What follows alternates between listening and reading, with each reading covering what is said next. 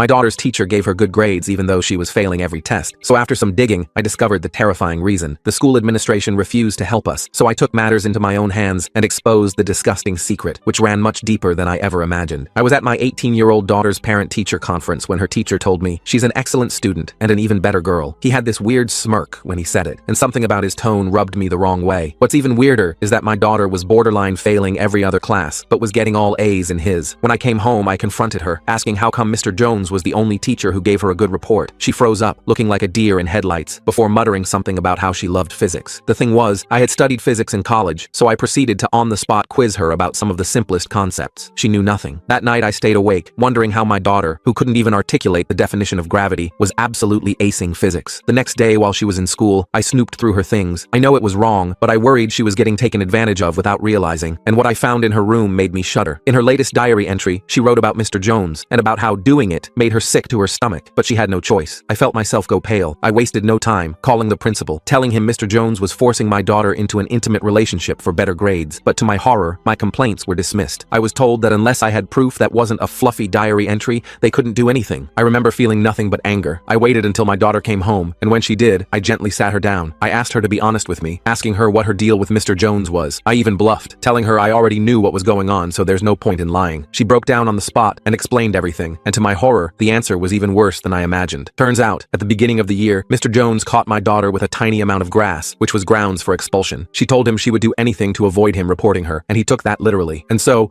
once a week, my daughter goes over to his house after school, where she has dinner with him and pretends to be his deceased wife, wearing her old clothes and acting like a mother to his 3-year-old son. My daughter told me she didn't want to do it, it made her sick, but she had to. She had gone to the principal about it with hardcore evidence, but he said he couldn't do anything because she was 18, and they were both adults, free to make her own choices. She broke down in my arms, and at that moment, I knew there was only one thing I had to do. I was a police officer, I had connections, and Mr. Jones was going to pay for every messed up thing he has ever done. I decided to start gathering evidence by setting up a recording app on Sage's phone. The problem was, I knew enough about evidence laws to worry about the legal admissibility of such recordings. I'm still trying to process all of this. I reached out to my friend Owen in the district attorney's office for advice. Owen told me that in our state, one-party consent was legal, meaning Sage could record conversations she was part of without telling the other person. Looking back, I should have seen the warning signs. This was good news, but Owen warned me to be careful since I was personally involved. He suggested I document everything meticulously in case we needed to build a case later. That really affected me at the time. Sage agreed to record her next visit to Mr. Jones's house, but she was understandably terrified he might discover the phone. That really affected me at the time. I spent an evening sewing a special hidden pocket into her purse where she could store the phone with the microphone exposed. We tested it multiple times to make sure it would capture clear audio without being obvious. Looking back, I should have seen the warning signs. I wanted to build a stronger case by investigating Jones's background, but accessing the police database for personal reasons was definitely against department policy. I asked my partner Jamie to run an anonymous tip check as a favor, making it seem like it came from a concerned citizen rather than me. I'm not sure if I handled that correctly. Jamie's a good person and didn't ask too many questions, though I could tell she suspected this was personal. The background check revealed something interesting. Jones had moved between 3 different school districts in 5 years. That really affected me at the time. That's a major red flag in teaching. Most teachers stay put unless something forces them to move. Looking back, I should have seen the warning signs. Even more suspicious, the reasons for his transfers were sealed in personnel files. I needed to know what was in those files, so I reached out to Tatum in HR at the school district office. I'm not sure if I handled that correctly. I pretended it was just a routine verification for an unrelated investigation. Tatum revealed there had been concerns at his previous schools, but wouldn't elaborate without proper authorization. I'm not sure if I handled that correctly. That told me enough. There was definitely something in his past worth hiding. I decided to use my days off to visit these previous schools personally. Looking back, I should have seen the warning signs. I drove 2 hours to his last school and introduced myself to the administration as Sage's father, saying I was considering a move to their district and wanted information about former faculty. Most brushed me off, but I got lucky when I met a counselor who remembered Jones. That really affected me at the time. She seemed hesitant to share information at first, but when I showed my badge and mentioned a current investigation, which wasn't entirely untrue, she opened up a bit. The counselor revealed there had been similar complaints about Jones's behavior with female students, but nothing was ever formally filed. That really affected me at the time. Instead,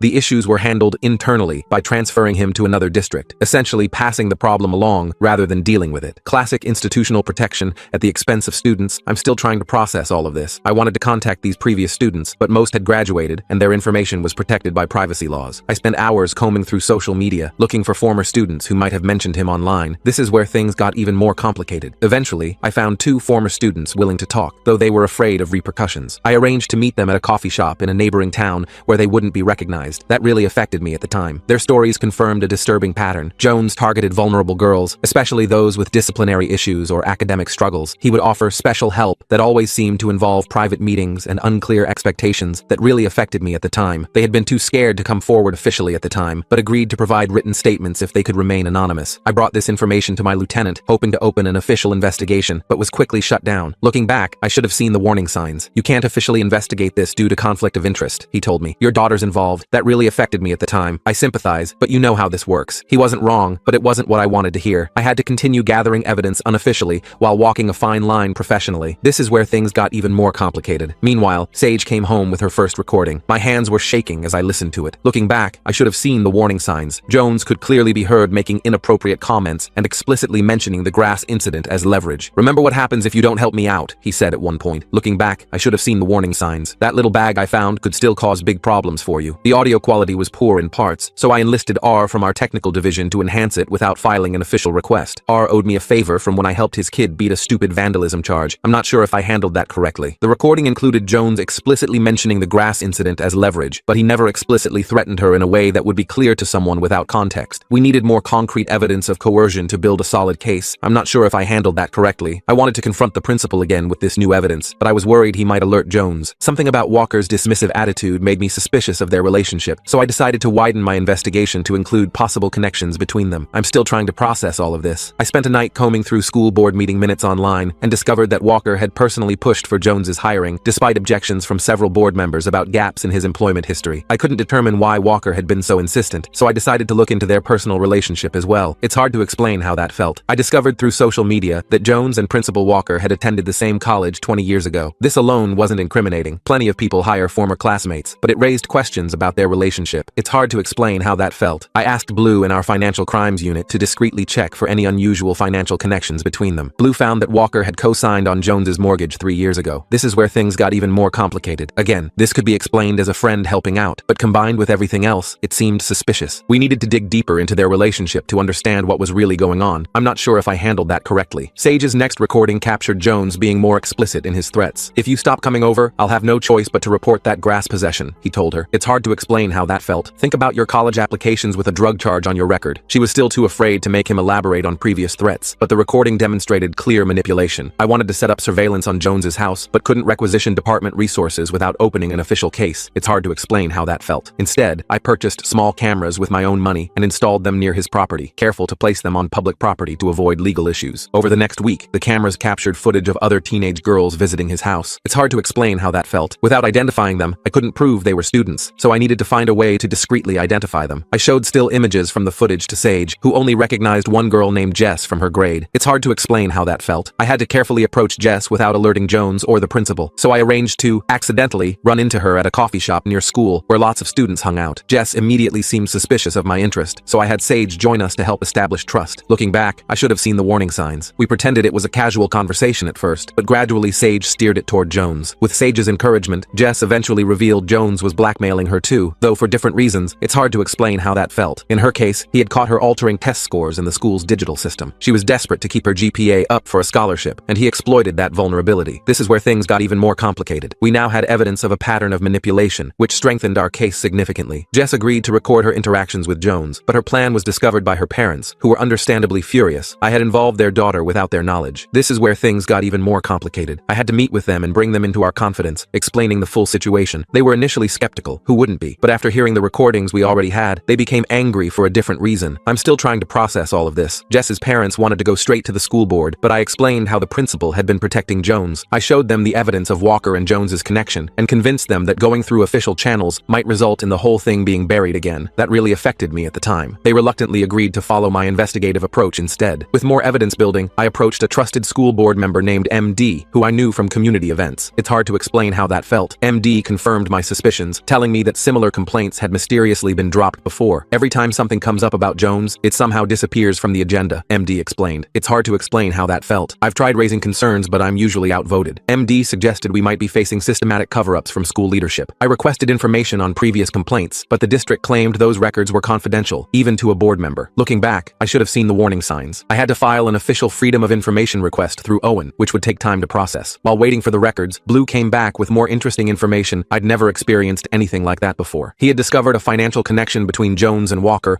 laundered through a company company listed as Advanced Educational Tutoring Services. The company had minimal online presence, just a basic website with stock photos and generic information. We needed the expertise of our financial crimes unit, but involving them officially would alert our targets. Looking back, I should have seen the warning signs. Blue found that the tutoring company had received substantial school district funds for specialized educational services over the past 3 years. Getting a warrant would alert our targets, so we had to find another angle. This is where things got even more complicated. Around this time, I learned the district was preparing for an important accreditation review that would affect their funding and reputation. Exposing a scandal could jeopardize their rating, which explained the institutional pressure to keep everything quiet. It's hard to explain how that felt. I compiled all our evidence to present to the superintendent, hoping to find an ally higher up the chain. Unfortunately, I discovered he had a long-standing friendship with Principal Walker. They played golf together weekly and vacationed with their families. I'm not sure if I handled that correctly. This explained why Walker felt so protected. I decided to approach the school board directly instead, focusing on the 3 members who seemed most independent. I'm not sure if I handled that correctly. These 3 sympathetic board members reviewed our evidence privately and agreed it was concerning, but they feared legal liability for the district if everything became public. They suggested handling it quietly by simply transferring Jones again, essentially continuing the cycle of passing predators to new hunting grounds that really affected me at the time. I refused their offer to just transfer Jones, insisting on proper accountability. This is when they showed their true colors. They threatened to discredit Sage's testimony by revealing her grass possession. This is where things got even more complicated. They tried to frame it as unfortunate collateral damage necessary to protect the district's reputation. I had to remind them about mandatory reporting laws they had violated by ignoring previous complaints, which could result in personal liability for them. It's hard to explain how that felt. That got their attention. The board reluctantly agreed to launch an internal investigation, but appointed Walker to oversee it. I'm not sure if I handled that correctly. This was like asking a fox to investigate missing chickens. I knew it would be manipulated, so I anonymously contacted local media, providing enough details to interest them. Without revealing Sage's identity, I'd never experienced anything like that before. A reporter named Sam from the local newspaper showed interest in the story, but needed more than anonymous tips to pursue it seriously. I arranged for Jess's parents, with their permission, to speak with her confidentially about their daughter's experience. I'd never experienced anything like that before. Sam began investigating, interviewing former students and requesting public records. Predictably, the district's lawyers sent cease and desist letters claiming potential defamation, so Sam had to proceed very carefully with her reporting. I'm not sure if I handled that correctly. While the media pressure built, Jones began acting suspiciously at school, canceling labs, showing videos instead of teaching, and avoiding parent interactions. Despite this obvious distraction, he was still teaching classes, which meant Sage and other girls remained uncomfortable attending his class. That really affected me at the time. I requested Sage be transferred to another physics class, but the administration claimed no other classes were available due to scheduling constraints. I had to arrange independent study options with another science teacher who agreed to help after I hinted at the situation without breaking Sage's confidence. I'm still trying to process all of this. Jones noticed Sage's absence and contacted her directly through the school messaging system, asking why she wasn't in class and suggesting they talk privately about her grade. I intercepted the message on our family computer and saved it as additional evidence of inappropriate contact outside school channels. It's hard to explain how that felt. As word spread quietly through the parent community, more parents began coming forward with concerns about Jones. Many had dismissed their children's discomfort previously, assuming it was just normal teenage complaints about teachers. I'm not sure if I handled that correctly. Now they recognized the pattern. Still, many were afraid of academic repercussions for their children, especially those applying to colleges. I'm not sure if I handled that correctly. We formed a parents' coalition for mutual support and protection, meeting weekly at different homes to avoid drawing attention. Our coalition planned to attend the next school board meeting en masse to demand action. I'd never experienced anything like that before. Apparently anticipating this, the district changed the venue last minute to a smaller room in an administrative building across town, clearly trying to limit attendance. We organized carpools and ensured maximum participation despite the change, arriving early to fill the room before district employees could take all the seats. Looking back, I should have seen the warning signs. At the meeting, we demanded action during the public comment period. The board members claimed they couldn't discuss personnel matters publicly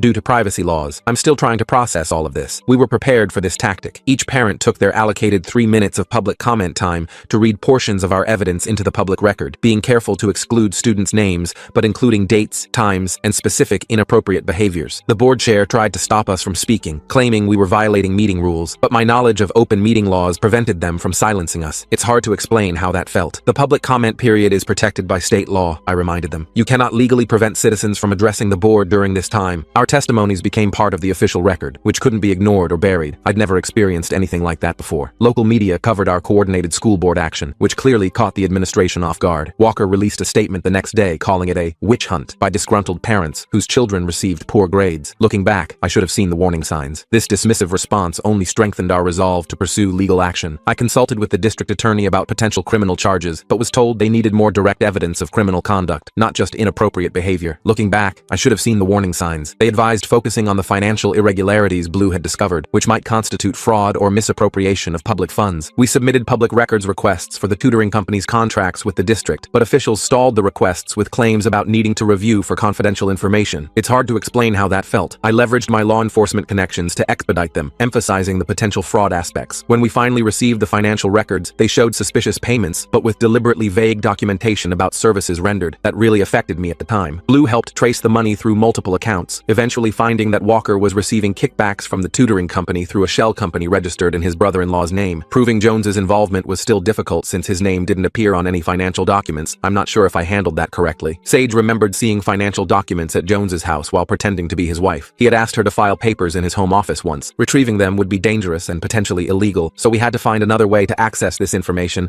I'd never experienced anything like that before. Through some research, I learned Jones's ex-wife's sister lived nearby. Approaching her might alert Jones, so I asked a female colleague to contact her under the premise of investigating financial fraud affecting multiple victims. I'm still trying to process all of this. The sister revealed Jones's wife had left detailed records before her death because she suspected financial impropriety, but she was afraid of Jones, who had threatened her during the divorce. We had to convince her that helping us would finally bring justice for her sister as well as protect current victims. It's hard to explain how that felt. With the sister's help, we obtained documents showing Jones and Walker had been running similar schemes at multiple schools over the past decade. Some evidence was years old and might fall outside statute of limitations, so we focused on current financial transactions that clearly showed fraud. That really affected me at the time. I took the financial evidence to the district attorney, who agreed it showed concerning patterns, but said it still wasn't enough for criminal charges against both men. We needed to find proof that students were being exploited in connection with the financial scheme to elevate the severity of the charges. Looking back, I should have seen the warning signs. Further investigation revealed Jones was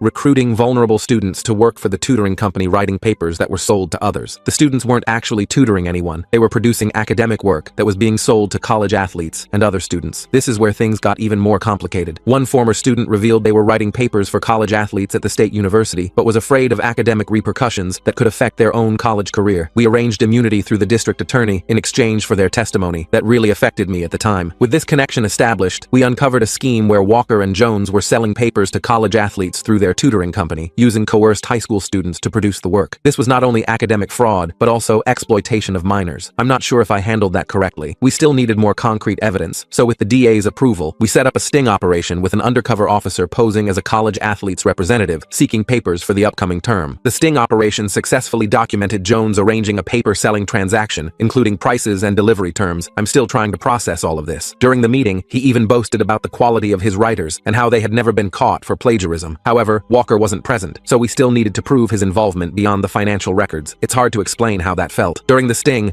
Jones mentioned Walker's cut on a recording, saying, "I have to give the boss 30%, but the rest is all mine." This supported the financial evidence, but wasn't enough for conspiracy charges. We obtained a warrant to monitor their communications based on the evidence we'd gathered. This is where things got even more complicated. They rarely discussed business by phone or email, apparently aware of creating evidence, so we had to wait for a face-to-face meeting to gather more proof. Our surveillance finally captured them meeting at a restaurant outside town. That really affected me at the time. They were careful about what they discussed, but our parabolic microphone picked up fragments about keeping the kids in line and making sure no one connects the dots. Combined with the financial records and previous evidence, we finally had enough to pursue serious charges. As the investigation intensified, Sage began experiencing anxiety attacks, jumping at sudden noises and having trouble sleeping. Looking back, I should have seen the warning signs. She couldn't afford to miss more school with college applications looming, so I arranged for therapy with a trauma specialist and secured academic accommodations through the school counselor. The school counselor was supportive of Sage's situation without knowing all the details, but she reported directly to Walker. That really affected me at the time. We had to be careful about what information we shared with the school to prevent our investigation from being compromised. Rumors began spreading about why Sage was avoiding Jones's class, with some suggesting she was getting special treatment. It's hard to explain how that felt. She wanted to protect her privacy and avoid becoming the center of gossip, so we crafted a cover story about independent physics study due to schedule conflicts with college preparation courses. Other students began ostracizing Sage when Jones implied she was lying about needing alternative arrangements. I'm not sure if I handled that correctly. He never directly accused her, but made comments in class about students who make up excuses while looking at her empty seat. Fortunately, her friend JP stood by her, even defending her to other students. Without knowing all the details, I'd never experienced anything like that before. I was working double shifts to maintain my regular police duties while investigating, often staying up late reviewing evidence or meeting with parents. This affected my health. I lost weight, developed insomnia, and started getting frequent headaches. I'm not sure if I handled that correctly. My lieutenant finally noticed when I nearly fell asleep during a briefing and questioned me afterward. I had to reveal parts of the investigation to my lieutenant, though I was afraid of being ordered to stop due to my my personal involvement. I'd never experienced anything like that before. I emphasized the financial crimes aspect rather than my personal connection, highlighting the evidence of fraud and exploitation that affected the entire community, not just my daughter. My lieutenant was surprisingly sympathetic after hearing the details and offered department resources to properly document the evidence we'd gathered. It's hard to explain how that felt. This meant filing official reports, so we had to carefully structure the investigation to protect Sage's privacy while pursuing charges against Jones and Walker. With official resources, we accelerated the financial investigation, obtaining warrants for bank records and business filings that we couldn't access before. This is where things got even more complicated. Jones somehow learned he was being investigated, probably tipped off by someone at the district office, and began covering his tracks by deleting emails and files from his school computer. He wasn't aware of digital forensics capabilities, so our tech team was able to recover significant evidence from server backups and cloud storage that he thought he had erased. I'd never experienced anything like that before. Walker began pressuring teachers to report any police presence at school, claiming it was disrupting the educational environment. Many teachers secretly supported our investigation, having had their own concerns about Jones for years, and they provided inside information about Walker's countermeasures and private discussions. My police work began suffering due to my focus on the investigation. I missed details in other cases and was late filing reports. This is where things got even more complicated. My partner covered for me when possible, taking on extra work without complaint. "You'd do the same for me," she said, when I tried to thank her. This is where things got even more complicated. I avoided formal reprimands only because my lieutenant was now aware of the situation. Sage wanted to withdraw from school entirely as the stress became overwhelming. I'm still trying to process all of this. This would disrupt her college plans since many universities look unfavorably on incomplete senior years. We found an online program through the state education department that would keep her on track while minimizing school attendance, allowing her to complete most work from home. I'm still trying to process all of this. Jones attempted to contact Sage directly through social media, claiming he missed her and was concerned about her progress. I intercepted the message and added harassment to the growing list of charges. The stress was affecting our whole family. I was distracted and irritable, while Sage became withdrawn and anxious. I'm still trying to process all of this. My sister offered to help with household responsibilities, coming by several times a week to cook meals and help with laundry so I could focus on both the investigation and supporting Sage emotionally. Jess's parents considered moving to another district to protect their daughter, but leaving would weaken our case since Jess was a key witness. I'm still trying to process all of this. After much discussion, they agreed to stay until the investigation concluded, with the understanding that their daughter's well-being came first if the situation worsened. The district attorney finally agreed to pursue charges against Jones for harassment and coercion based on our accumulated evidence that really affected me at the time. However, he wanted more evidence against Walker before charging him as well, so we focused on proving Walker's knowledge of Jones's activities with students. We interviewed the school secretary who handled student discipline records, but she was afraid of losing her job if she spoke against her boss. It's hard to explain how that felt. We had to offer her whistleblower protections through the district attorney's office to secure her cooperation. The secretary revealed Walker had systematically buried complaints against Jones, removing them from official records or reclassifying them as misunderstandings. She claimed she was just following orders and hadn't realized the extent of the misconduct. I'd never experienced anything like that before. We needed to prove Walker's intent rather than just procedural violations. We discovered Walker had overridden the school's digital disciplinary system to erase records of complaints against Jones. I'd never experienced anything like that before. What he didn't know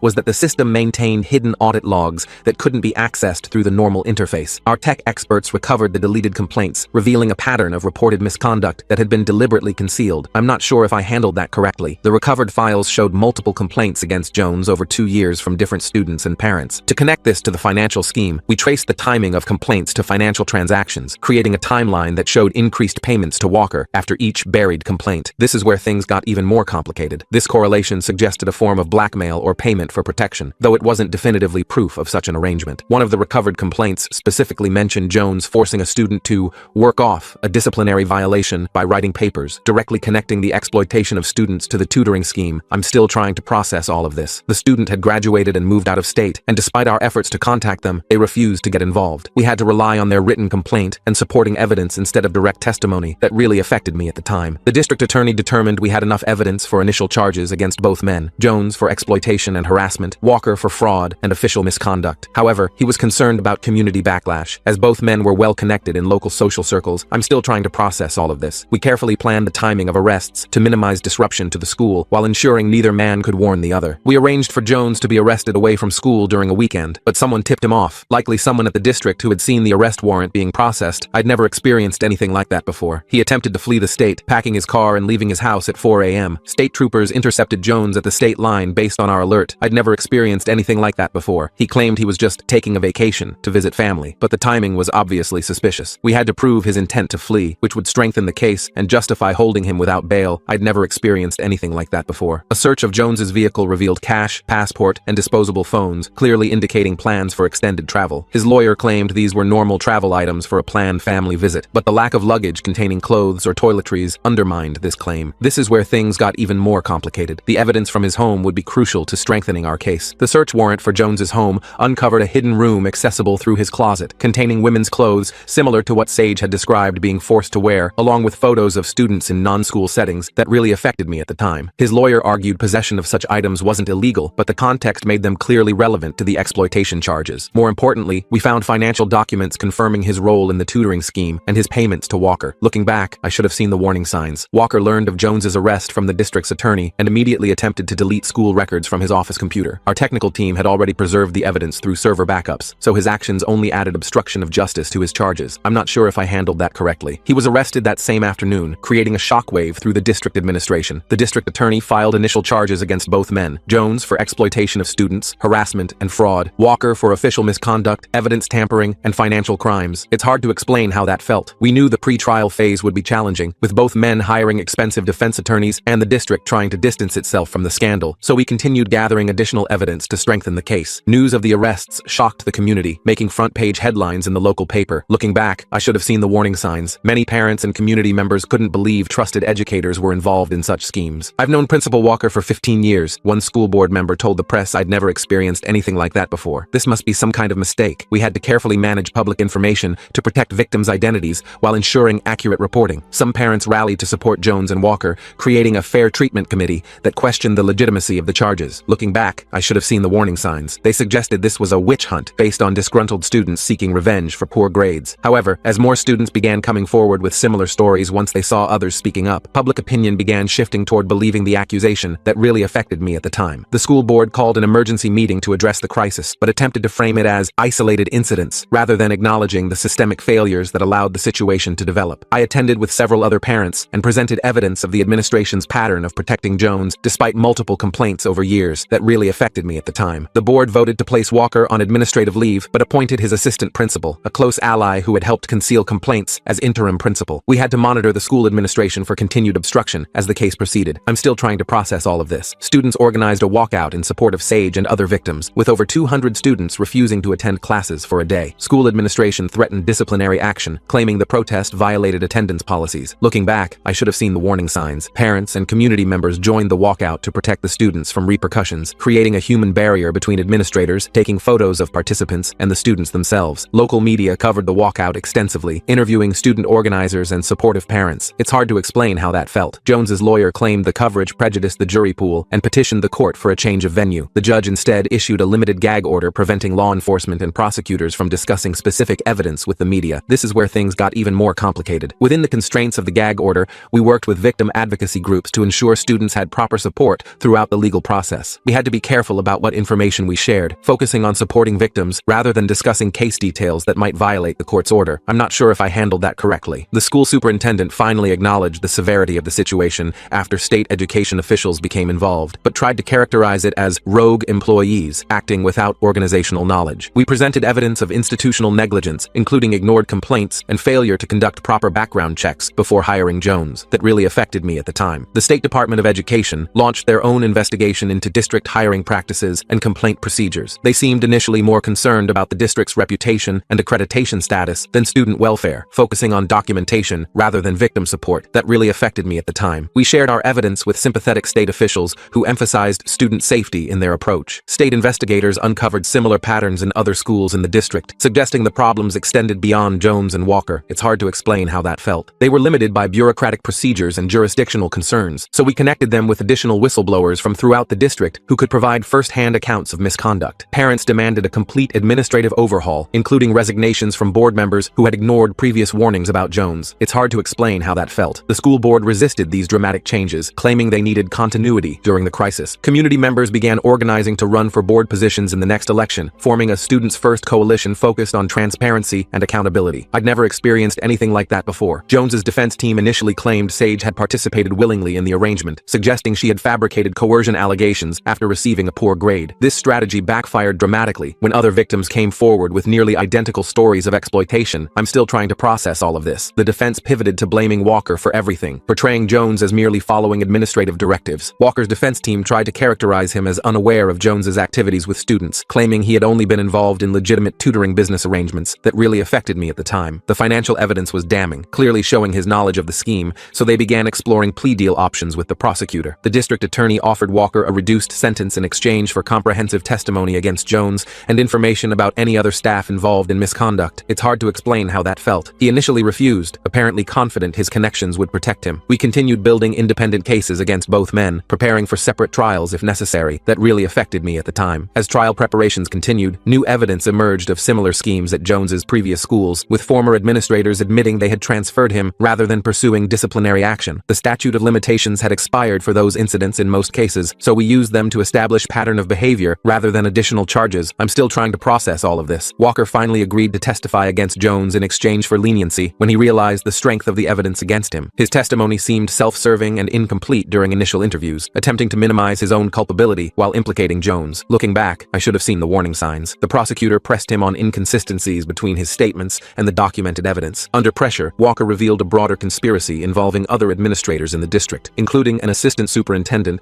who had helped conceal complaints and a guidance counselor who helped identify vulnerable students. That really affected me at the time. Some allegations couldn't be immediately verified, so investigators launched new inquiries into these individuals while focusing on the main case. Jones's defense attempted to suppress Sage's recordings, claiming they violated his privacy expectations. I'd never experienced anything like that before. After lengthy legal arguments, the judge ruled them admissible since they were made by a participant in the conversation in a state with one-party consent laws. This meant the jury would hear the explicit threats and manipulation that had been captured on audio. This is where things got even more complicated. Jones took the stand in his own defense against his attorney's advice. His testimony contradicted documented evidence multiple times, and he became visibly angry during cross-examination when confronted with inconsistencies. I'm still trying to process all of this. His credibility was severely damaged by his performance, which several jurors later described as obviously dishonest. The financial evidence clearly showed the money trail from the tutoring company to both men, with expert witnesses explaining how the funds had been laundered through multiple accounts. Jones claimed he was just following Walker's instructions regarding the business, but the prosecution demonstrated his active participation through witness testimony and documents bearing his signature. I'm not sure if I handled that correctly. The jury deliberated for 3 days before returning with guilty verdicts on most counts against Jones. They acquitted him on 2 minor charges related to specific incidents where evidence was less clear, but convicted on the major counts of exploitation, fraud, and harassment. I'd never experienced anything like that before. Jones faced substantial prison time based on the verdict, with sentencing scheduled for the following month. At sentencing, Jones's lawyer argued for leniency based on his role as a single father, emphasizing his son's need for parental care. Looking back, I should have seen the warning signs. The judge was unmoved, citing the exploitation of vulnerable students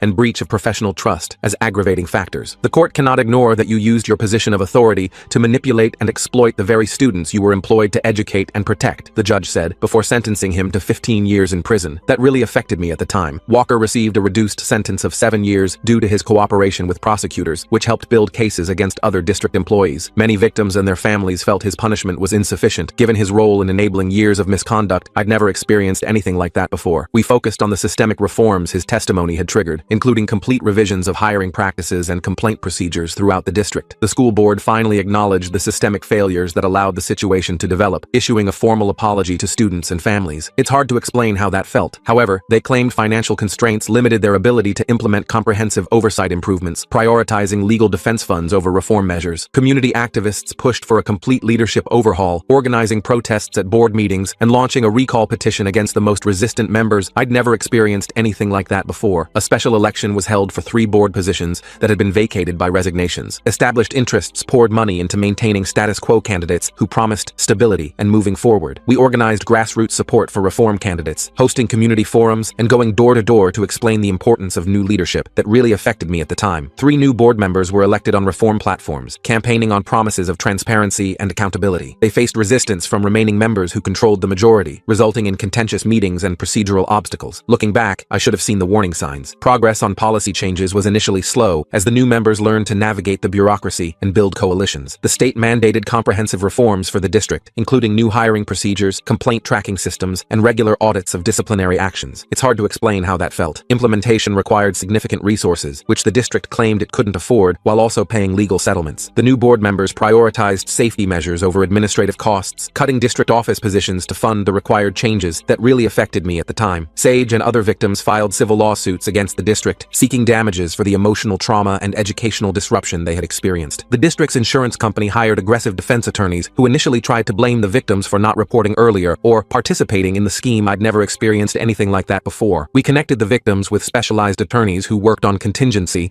and had experience with institutional abuse cases. After months of legal maneuvering, the district eventually offered a settlement that included monetary compensation and policy changes that really affected me at the time. The initial terms included strict confidentiality clauses that would prevent victims from discussing their experiences publicly. The victims negotiated for transparency provisions that allowed them to share their stories to help others while protecting certain personal details. I'd never experienced anything like that before. The final settlement established a victims' compensation fund and independent oversight committee to monitor implementation of reforms. The financial penalty was significant enough to ensure the district wouldn't find it cheaper to pay settlements than prevent misconduct. It's hard to explain how that felt. However, healing from the trauma would take much longer than the legal process, so we established ongoing support systems for all affected students, including trauma-informed counseling and academic accommodations. The aftermath of the case brought both healing and ongoing challenges for our community. It's hard to explain how that felt. Sage gradually returned to regular school attendance, though she opted to finish her senior year through a combination of in-person and online classes to minimize contact with administrators who had failed to protect students. She found support among friends who stood by her and teachers who provided extra help to make up for lost instructional time. I'm not sure if I handled that correctly. The new school administration implemented comprehensive reforms, including anonymous reporting systems and regular audits of disciplinary records. New leadership established clear protocols for investigating misconduct allegations, with external review for cases involving staff members. This is where things got even more complicated. I received both criticism and commendation for my approach to the investigation, with some colleagues suggesting I had crossed professional boundaries, while others praised my determination to protect vulnerable students. I ultimately received a departmental commendation for uncovering the financial crimes, while also being advised to maintain clearer boundaries between personal and professional matters in the future. The experience prompted me to start a parent advocacy network focused on school safety and transparency, which has since expanded to neighboring districts. We provide resources for families navigating school bureaucracy and train parents to recognize warning signs of misconduct. Sage's courage inspired other students to speak up about various forms of misconduct, creating a cultural shift within the schools. Students formed their own advocacy group, meeting weekly to discuss issues affecting their educational experience and presenting unified recommendations to administration. While she still attends therapy to process her experience, she's found purpose in mentoring younger students about recognizing inappropriate behavior from authority figures and understanding their rights within the education system. Her resilience amazes me daily, though I still notice moments when certain triggers cause her anxiety to resurface. Our relationship has strengthened through this ordeal as we've learned to communicate more openly about difficult topics. We both recognize the healing process is ongoing, with good days and bad days as we navigate the aftermath. I'm more protective than ever, but trying to balance that with respecting her growing independence as she prepares for college. 3 years later, Jones remains in prison, his appeals exhausted by courts that found no procedural errors in his trial. Walker was recently denied parole due to his lack of genuine remorse, with the parole board noting his continued attempts to minimize his responsibility during hearings. The tutoring company scheme was completely dismantled, with recovered funds redirected to legitimate student services, including expanded counseling resources and academic support programs. The district now requires multiple layers of approval for any outside contracts. The most important outcome wasn't just the legal victory, but watching Sage gradually reclaim her confidence and sense of agency. During her victim impact statement at sentencing, she looked Jones directly in the eyes and said, "You tried to take my power, but in fighting back, I found strength I never knew I had." As she prepares for college now, specializing in advocacy and social justice, I see how this terrible experience has shaped her into someone determined to prevent others from facing similar abuse. She's planning to study law with a focus on educational policy, hoping to strengthen protections for students at a systemic level. Though I would give anything to have spared her this pain, I'm immensely proud of the resilient young woman she's become. Last week, she received her college acceptance letters, along with a substantial scholarship for students who have overcome significant adversity. As we celebrated over dinner, she told me, "Dad, I couldn't have survived this without you believing me from the very beginning." That moment made every late night, every procedural hurdle, every criticism worth it. The system tried to silence my daughter, but together, we found justice not just for her, but for every student these men had exploited. It wasn't easy, and it certainly wasn't quick, but it was absolutely necessary. What started as a parent's concern during a routine teacher conference ended up exposing corruption that had been festering for years. If there's one thing I've learned through all of this, it's that sometimes you have to trust your instincts, even when institutions try to dismiss your concerns. The truth matters, especially when powerful people try to bury it. Looking back now, nearly 5 years after that first parent-teacher conference, it's honestly surreal to think about how one weird conversation with a creepy physics teacher spiraled into this massive investigation and eventual prosecution. The ripple effects of this case are still being felt across the educational system in our state. Several districts have completely overhauled their reporting procedures, and the state legislature even passed what they're calling the Safe Students Act that creates mandatory background check requirements and prohibits schools from entering non-disclosure agreements when staff leave under suspicious circumstances. circumstances. Some days, I still catch myself second-guessing whether I overstepped my bounds as both a father and an officer. I've had fellow cops tell me I should have recused myself completely, and honestly, they might be right from a strictly procedural standpoint, but I know in my heart I couldn't have walked away and trusted the system to protect Sage, not when I'd seen firsthand how that same system had failed so many students before her. The experience changed me fundamentally as a police officer too. I pay much closer attention to cases involving institutional power dynamics now, and I've become the go-to person in our department for cases involving schools or youth programs. My lieutenant even authorized me to develop a training module for new officers about recognizing patterns of institutional protection and cover-ups. The hardest part through all of this was watching Sage struggle with the aftermath. There were nights when I'd hear her crying in her room, and despite all my training and experience, I felt completely helpless. All the legal victories in the world couldn't erase the psychological impact of what she'd been through. Her therapist says this is normal, healing isn't linear, and processing trauma takes time. She's doing much better now, thriving in her second year of college, and even interning with a nonprofit that helps implement protection policies in educational institutions. She's turned her painful experience into a mission to protect others, which amazes me every single day. As for Jones and Walker, their case has become something of a cautionary tale in educational circles. The prison sentences were just the beginning. They've both been permanently barred from working in education and have lost their teaching credentials and administrative licenses. The tutoring company scandal eventually led to investigations at the collegiate level too, resulting in academic penalties for several college athletic programs that had purchased papers from their operation. The breadth of their scheme was actually much wider than we initially thought, spanning at least 5 school districts and 3 universities over nearly a decade. Sometimes I wonder how many other Jones and Walkers are out there, exploiting their positions of authority while institutions look the other way. That thought keeps me up at night occasionally, but it also motivates me to keep doing this work. The Parents Coalition we formed during the investigation has evolved into a permanent advocacy organization that monitors school board decisions and provides support for families navigating disciplinary issues. We've helped several other students come forward about different types of misconduct, though thankfully nothing as systematic as what Jones and Walker were doing. The one silver lining through all of this has been watching our community transform. Where once there was blind trust in educational authorities, there's now healthy skepticism and genuine accountability. Parents are more engaged, students know their rights better, and administrators understand that covering up problems will cost them more than addressing them properly. I'm not naive enough to think we've solved the problem completely. Power can always be abused, and institutions will always be tempted to protect themselves first. But at least in our corner of the world, the balance has shifted a bit more toward justice and transparency. As for me and Sage, we've had to rebuild some of the trust that was damaged when I searched her room and read her diary. That was a low point for sure, and even though it led to uncovering the truth, it was still a breach of her privacy that took time to heal. We've had some brutally honest conversations about boundaries, trust, and what it means to respect each other as she transitions into adulthood. Those conversations weren't always easy, but they were necessary. Looking ahead, I'm cautiously optimistic. The reform candidates who won school board seats have managed to build enough support to implement real changes in district policy. The independent oversight committee established by the settlement has actual teeth, with authority to access records and investigate complaints without administrative interference. And most importantly, students like Sage and Jess have shown younger kids that speaking up about abuse is brave, not disloyal. If you're reading this and recognizing similar patterns in your own community or your child's school, please don't ignore those red flags. Document everything, find allies, and be persistent. Systems protect themselves by design, but they're not impervious to determined pressure from people who refuse to back down. The truth has a weight of its own, and eventually, if enough people push for it, that weight becomes impossible to suppress.